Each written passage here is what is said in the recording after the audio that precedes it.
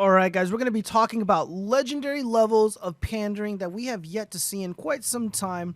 Joe Biden did it, but now Kamala Harris did it. And it is arguably worse, if you can imagine. And she's supposed to be like with it, right? She's supposed to be the adult in the room, the sane, alert adult in the room.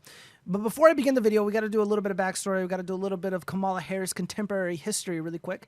So this is a politician, Ken Blackwell. I think he's like an ally to Trump. I'm not familiar with this individual. He's sitting right next to him, and he seems to be listening to whatever Trump is saying.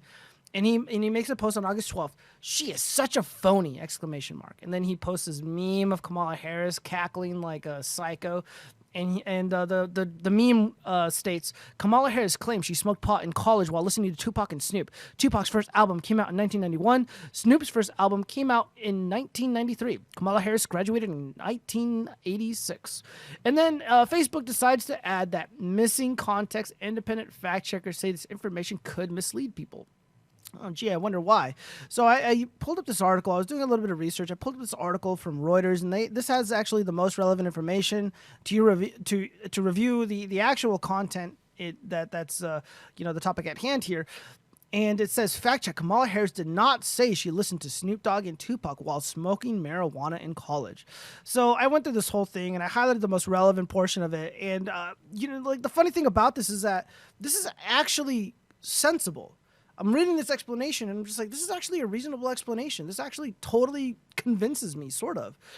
So, and I'm not being funny or cheeky. Like, I genuinely mean that. So let's just go ahead and read the explanation. So now you understand what they're responding to.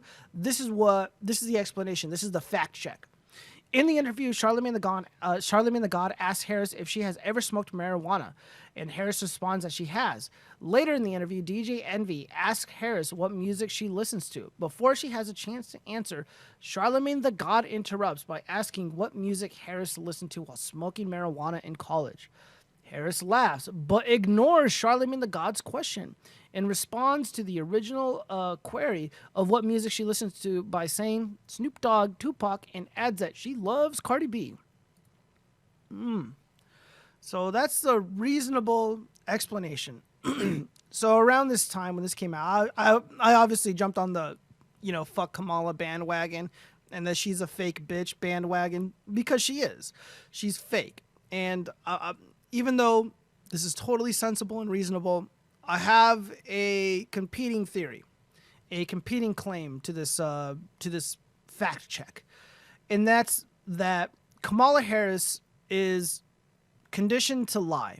She's got an army of focus groups, an army of staffers to help her be more appealing to as many voters as possible, or to at least the group of people that are listening to the individual that she's talking with. So she's on, I don't know, Tucker Carlson, just, throwing something out there.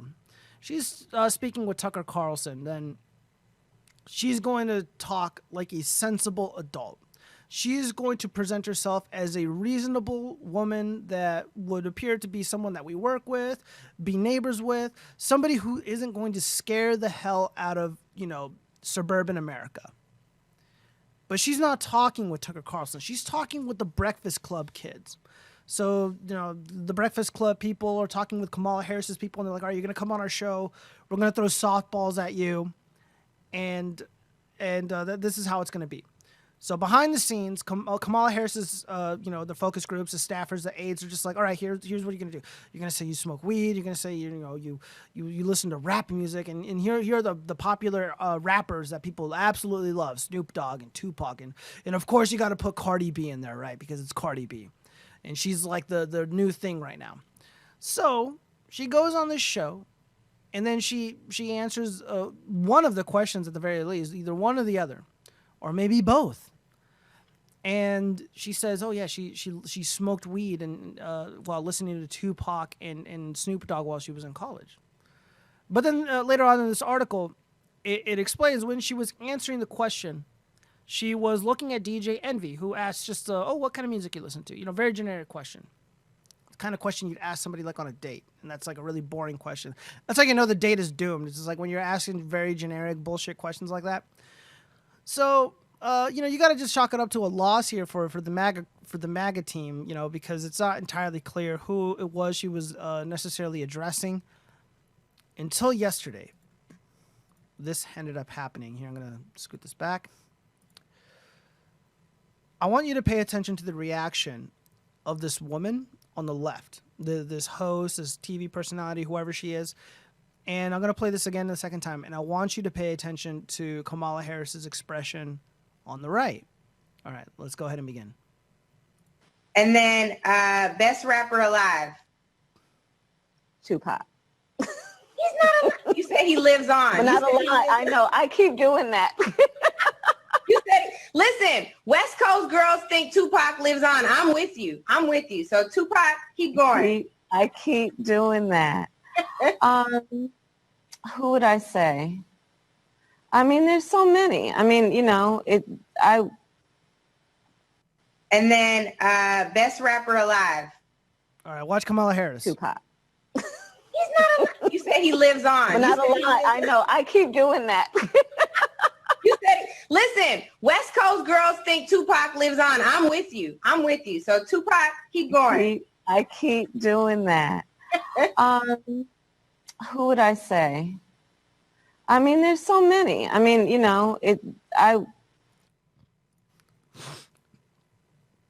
Goodness, man, this is absolutely difficult to watch because this is just legendary levels of cringe, legendary levels of pandering to the urban voter. So here's what happened. So on the left-hand side, the personality, the TV, the internet host, whoever she is, the reporter, who cares?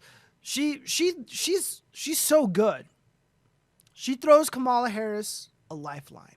She throws Kamala Harris a life raft to get herself out of the sticky situation. She's giving her enough rope so she can get herself out of the hole that Kamala Harris put herself in.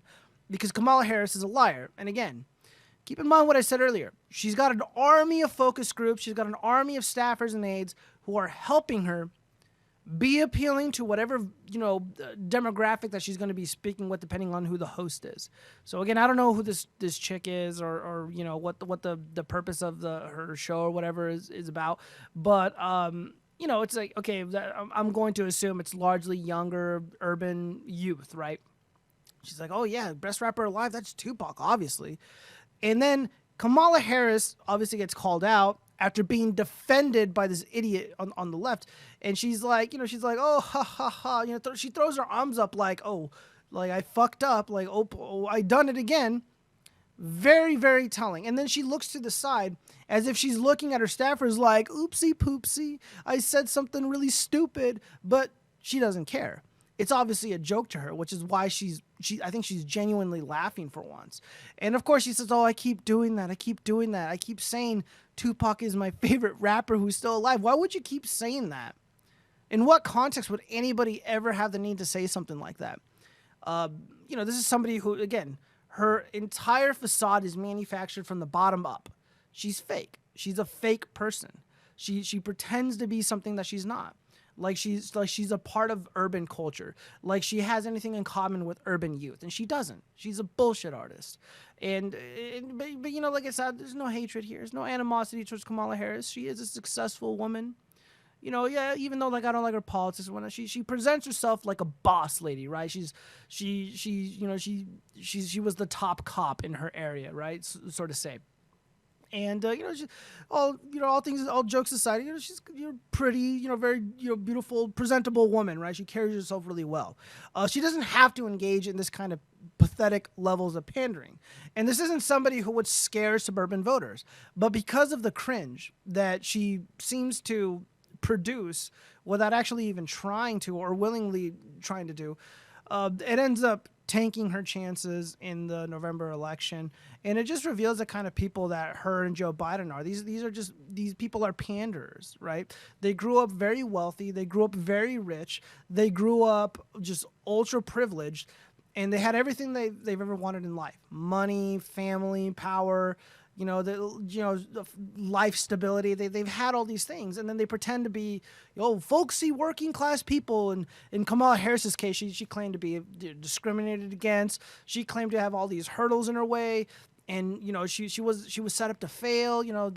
the floor was being pulled out from underneath her, all this other nonsense, and and she's just like us. She smokes weed and listens to music that doesn't even exist apparently. I mean, this would be embarrassing. That's like me being like, oh yeah, back in my day, the year was 1999, and I put on the neck brace, and I was just fucking slamming on motherfuckers on the dance floor, listening to Excision, and they're just like, dude, this music literally didn't fucking exist, bro. It's like, what are you talking about? Like, it would be that kind of cringe. I'd be like, showing up on stage on one of the skateboards, like the ones behind me, and I'm just like, eating a Whataburger or something like that one cuck in Texas, Beta Auroric.